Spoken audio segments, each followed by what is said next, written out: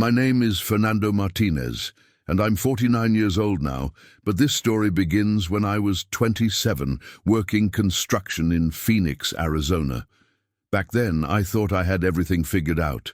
A stable job with Desert Ridge Construction, a modest three-bedroom house in Tempe with a manageable mortgage, and a family that seemed as solid as the foundations I helped build every day. Jennifer Brooks Martinez, my wife of 7 years, and our 5 children. David, 6 years old, Lisa, 4, twin boys Marcus and James, 3, and little Sophia, barely 20 months old. I was the type of man who believed in showing love through actions, not words. 50-hour weeks, overtime when available, making sure the bills were paid and the kids had everything they needed. My construction salary was $3,200 monthly. Not much, but it was steady.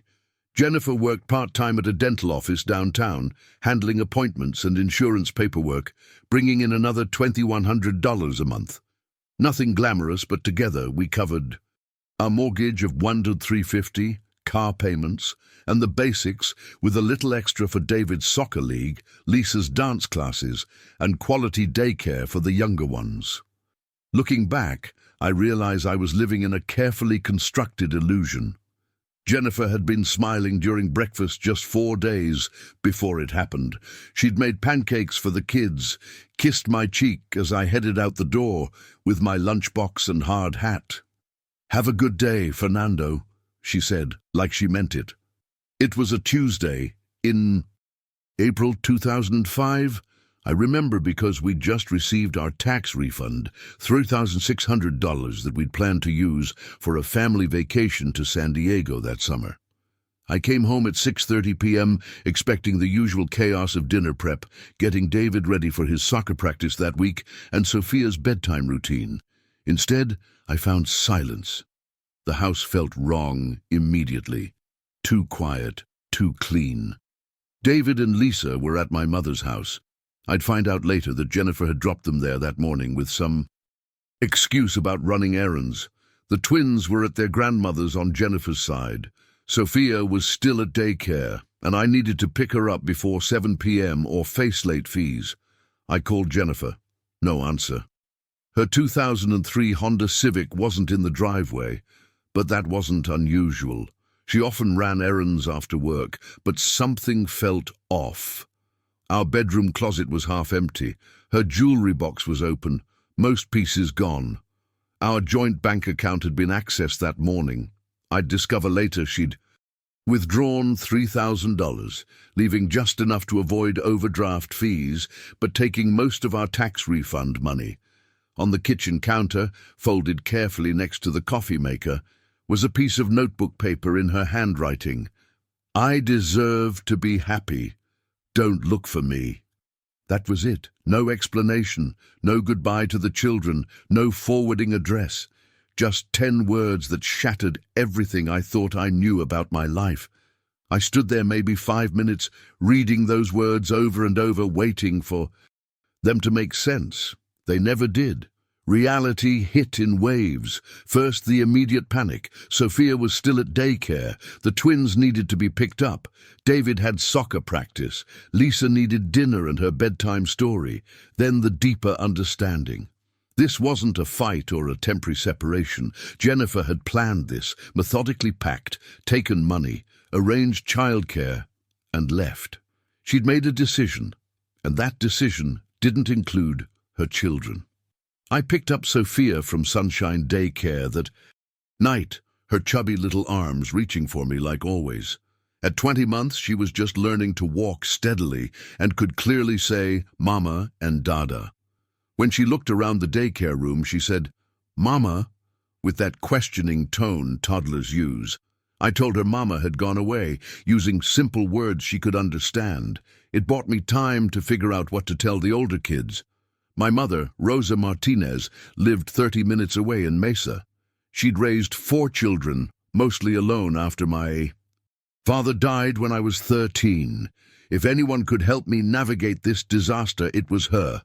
I called from the daycare parking lot. "Fernando, what's wrong?" She knew immediately something was off.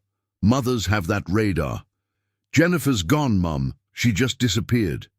There was silence. Then, "I'll put coffee on. Bring the children here tonight."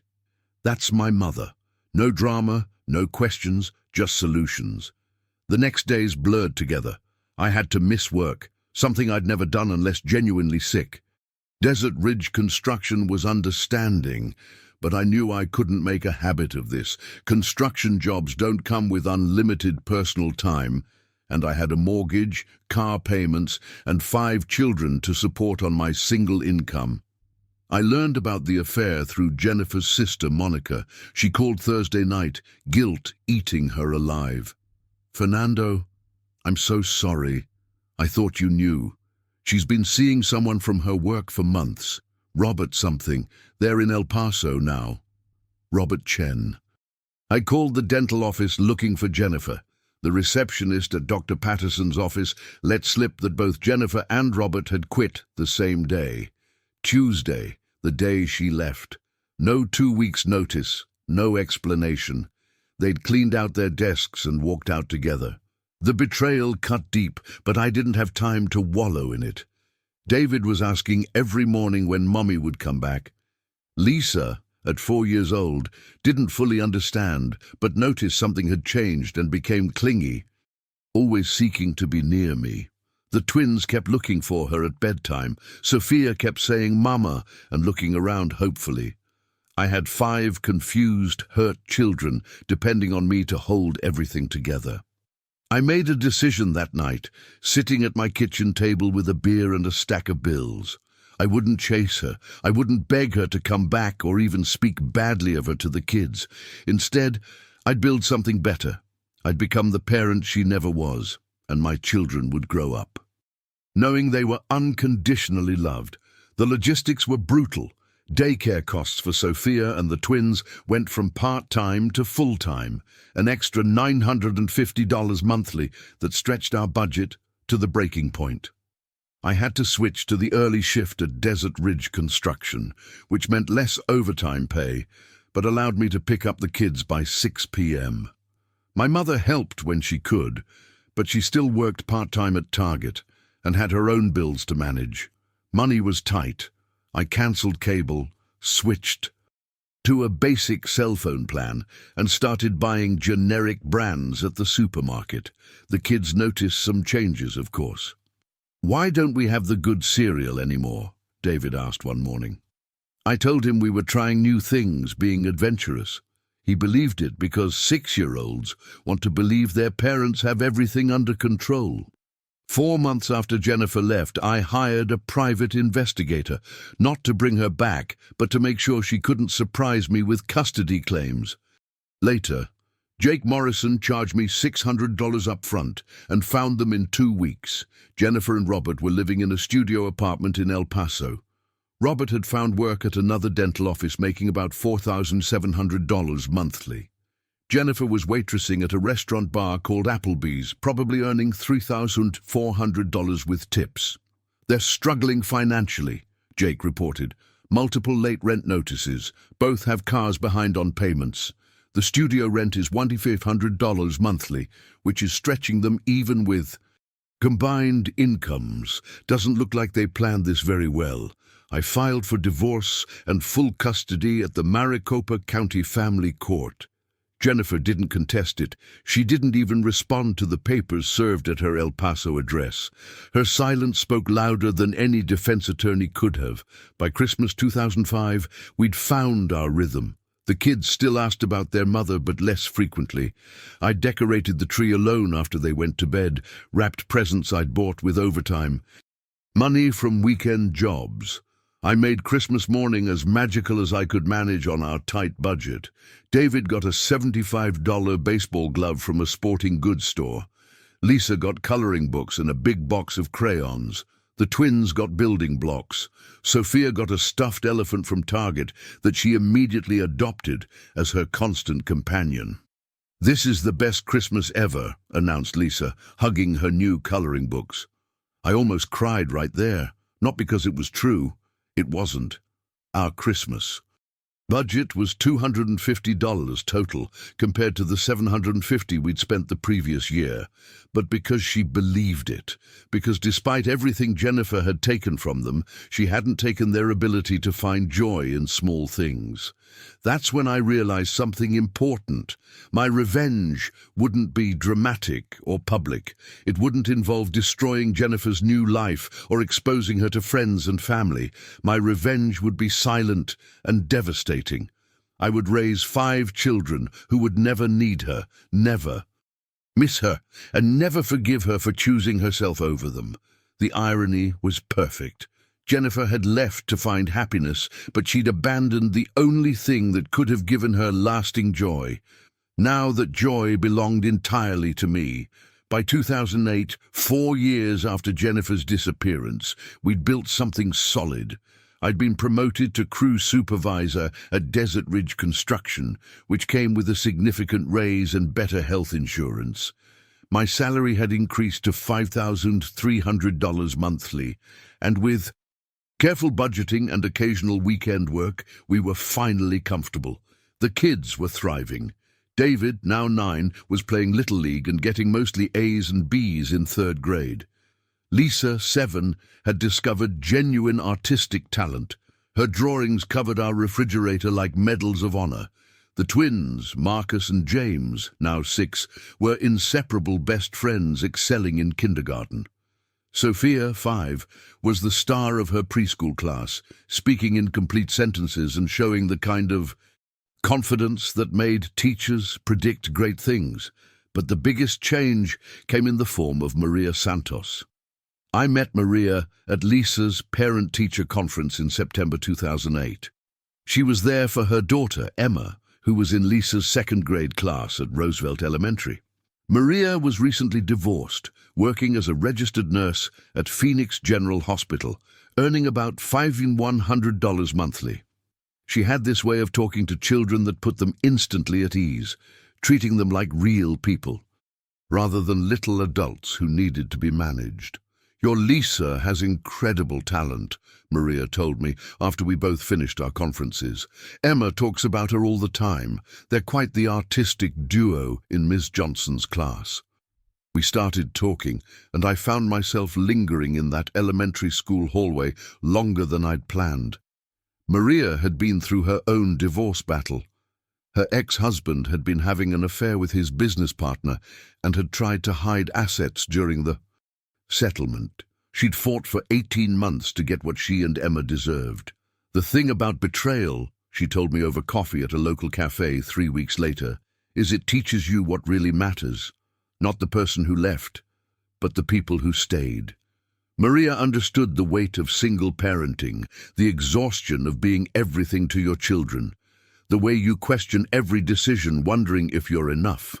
But she also understood the fierce protectiveness that comes with it. When she looked at my kids, she saw them as individuals with their own personalities and potential, not as burdens or complications. The relationship developed slowly and carefully. Maria never tried to replace Jennifer or rush into a parental role. She carved out her own space in our lives naturally. She taught Lisa more advanced drawing techniques and helped her frame her best pictures. She helped David with his math homework and attended his baseball games. She read bedtime stories to Sophia and the twins with different character voices that made us all laugh until our sides hurt. By Christmas 2010, Maria and Emma had become part of our family traditions. We went to see the Phoenix Zoo lights together. We baked cookies and exchanged modest gifts. By summer 2011, after careful consideration and long conversations with all the children, we moved in together. Maria sold her small condo, and we found a larger 4-bedroom rental in Scottsdale with good schools and enough space for everyone.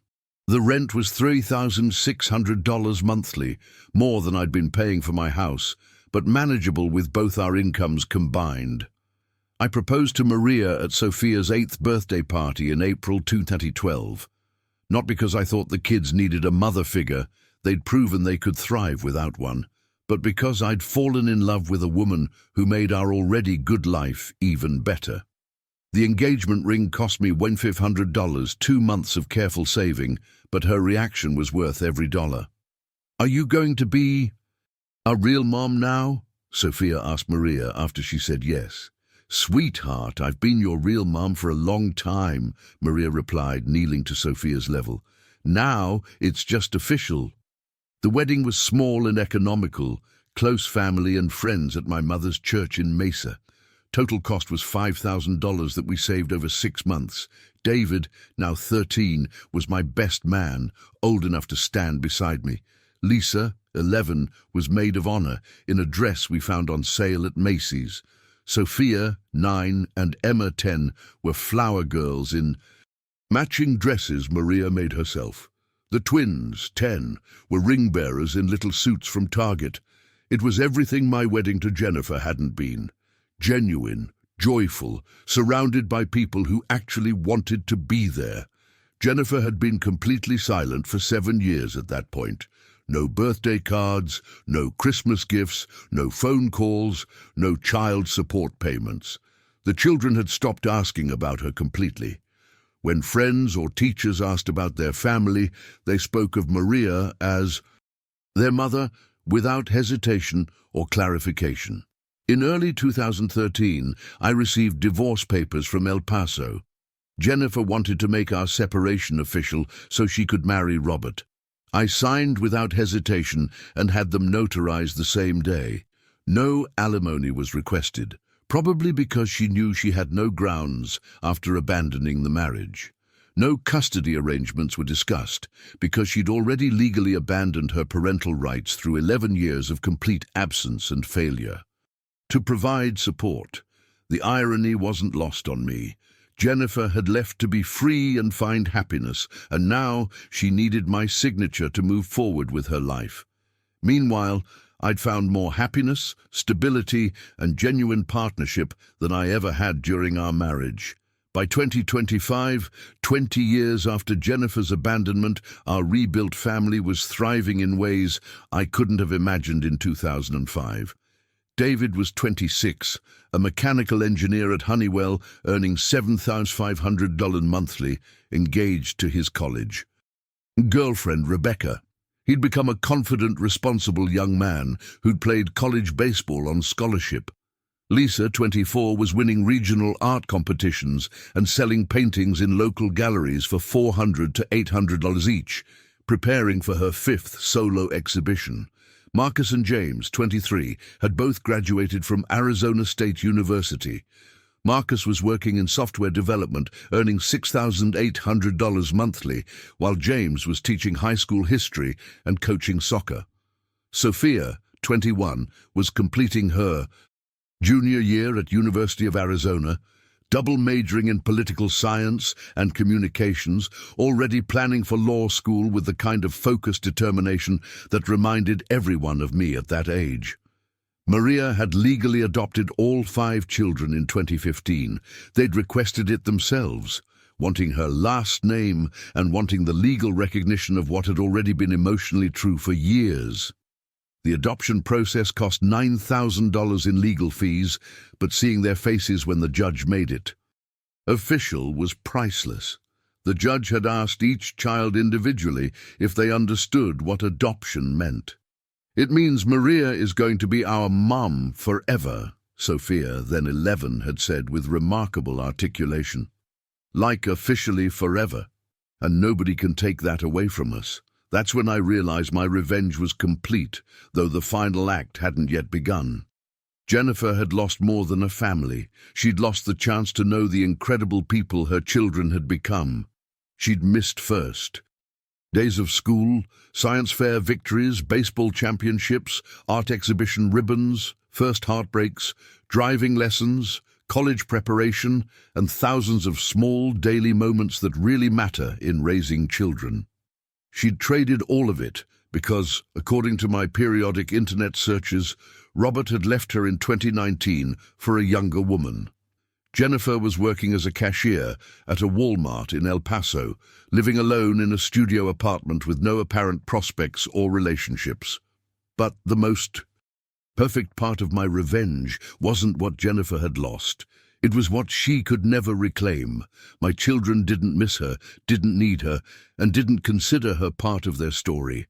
She'd made herself completely irrelevant to their lives, and no amount of regret or attempts at reconciliation could change that fundamental reality. The doorbell rang on a Saturday morning in April 2025, 20 years after Jennifer had walked out of our lives.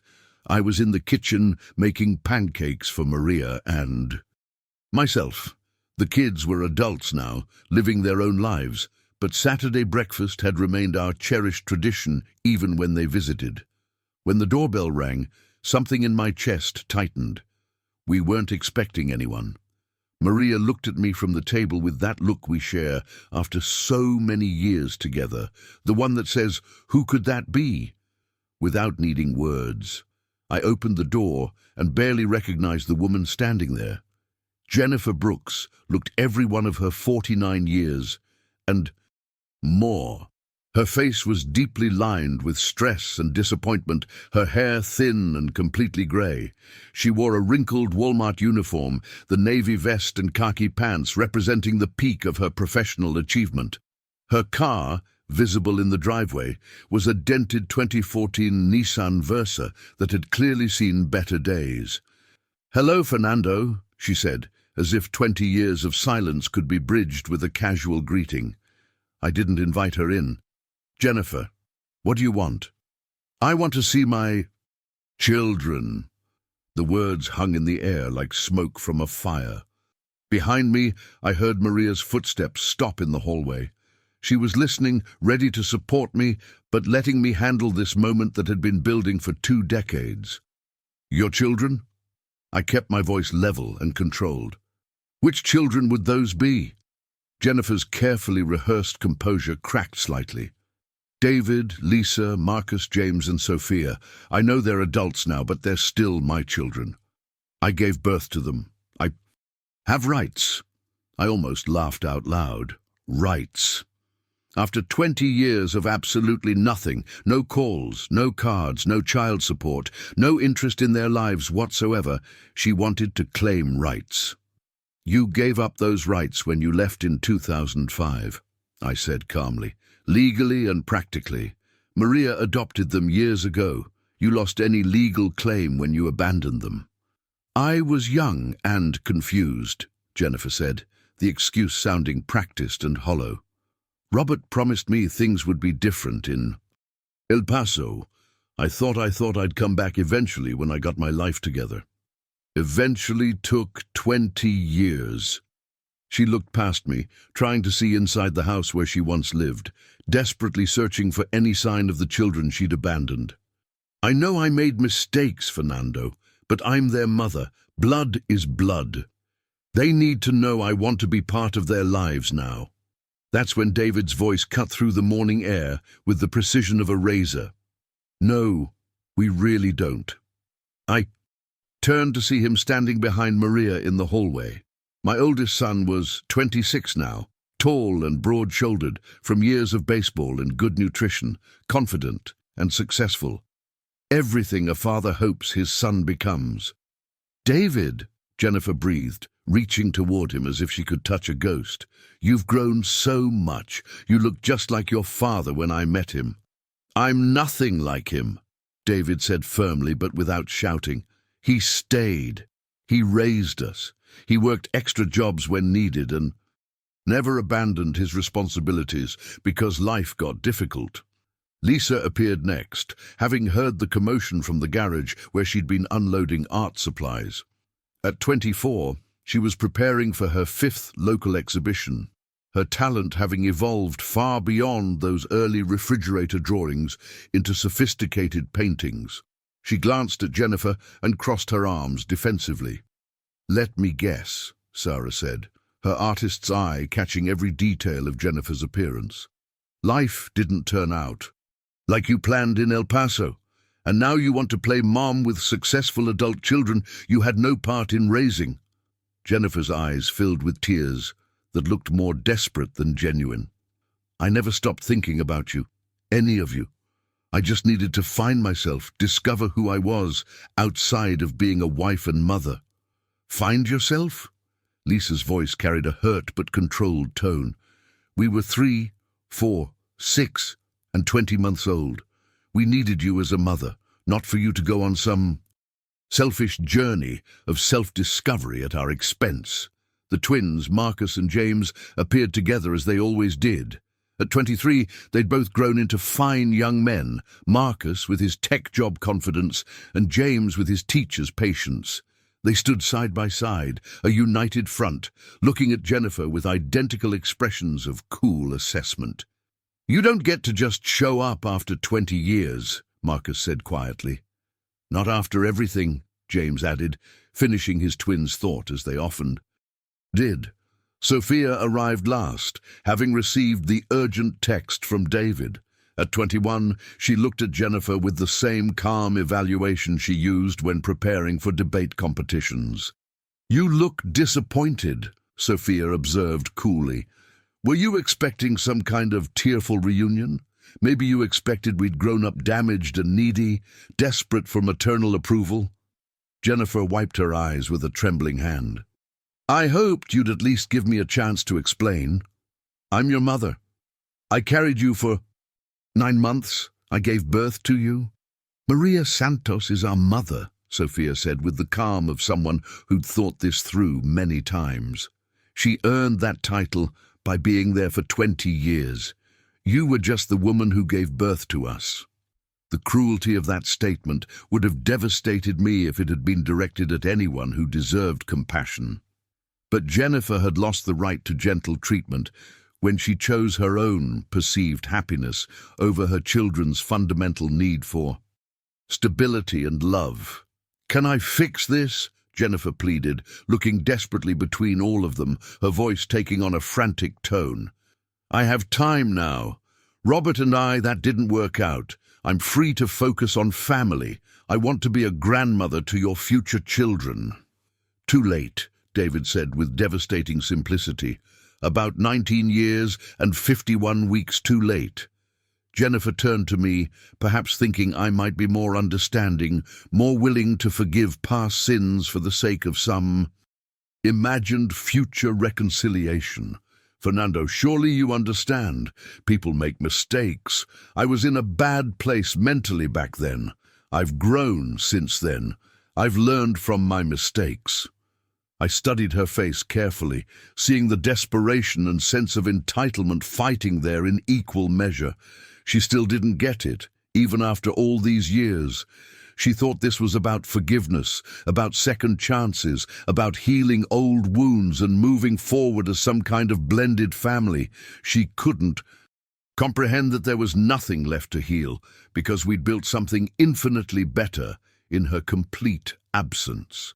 "You're right," I said quietly, my voice carrying 20 years of hard-earned wisdom. "People do make mistakes, but abandoning your children isn't a mistake. It's a choice, and choices have consequences that don't disappear just because you finally regret them." "They're adults now," Jennifer said, grasping at straws with growing desperation. "They can make their own decisions about having a relationship with me. You can't keep me away from them." "We just did," Lisa said with finality. The silence that followed was profound and complete. Jennifer looked at her biological children, successful, confident, loved, and utterly complete without her. And maybe she finally understood the magnitude of what she'd given up. These weren't the broken, needy, damaged children she might have expected to find. They were whole human beings who hadn't just survived her abandonment, but had thrived because of her absence. "I see," Jennifer said finally, her voice barely above a whisper. I suppose I understand." She turned to leave, then stopped and looked back one last time. "For what it's worth, I'm sorry. I'm really sorry." "Are you sorry you left, or sorry it didn't work out with Robert?" Sophia asked with prosecutorial precision. Jennifer couldn't answer. She had no answer because we all knew the truth. She was sorry her life hadn't turned out as she'd imagined. But she didn't truly regret leaving because she still didn't understand what she'd destroyed. She walked to her dented Versa and drove away. probably back to her studio apartment in El Paso, to her Walmart job, to whatever remained of the life she'd chosen over us. We watched until her taillights disappeared around the corner. Then Maria stepped forward and wrapped me in her arms in the kind of embrace that had held our family together for over a decade. "Are you okay?" she asked, though she already knew the answer. I nodded. "More than okay." David, Lisa, Marcus, James, and Sophia gathered around us in the kind of family hug we'd perfected over the years. Genuine, warm, chosen rather than obligated. This was our victory. Not revenge in any traditional sense, but something far more satisfying. We'd built a family based on choice, commitment, and unconditional love. Jennifer's absence hadn't broken us. It had made us stronger, more resilient, more grateful for what we had. That afternoon, as Maria and I sat on our back patio watching the sunset over the mountains, she asked if I felt vindicated by Jennifer's pathetic return. "No," I said honestly. "I feel grateful. Grateful she left when she did. If she hadn't, maybe I never would have learned what real love actually looks like. The kids might never have known what it means to be truly cherished and valued. You might never have been their mother." My revenge wasn't dramatic or cruel in any traditional sense. It was simply this. I had raised 5 incredible human beings who chose me, chose Maria, chose the family we'd built together through 20 years of daily commitment. Jennifer could return to her empty apartment in El Paso, to whatever remained of the life she'd traded us for, but she could never reclaim or undo what she'd thrown away. Some doors, once closed by our own choices, never open again. Some opportunities, once rejected, never return. Jennifer learned that truth 20 years too late, and that was the most perfect justice any of us could have asked for.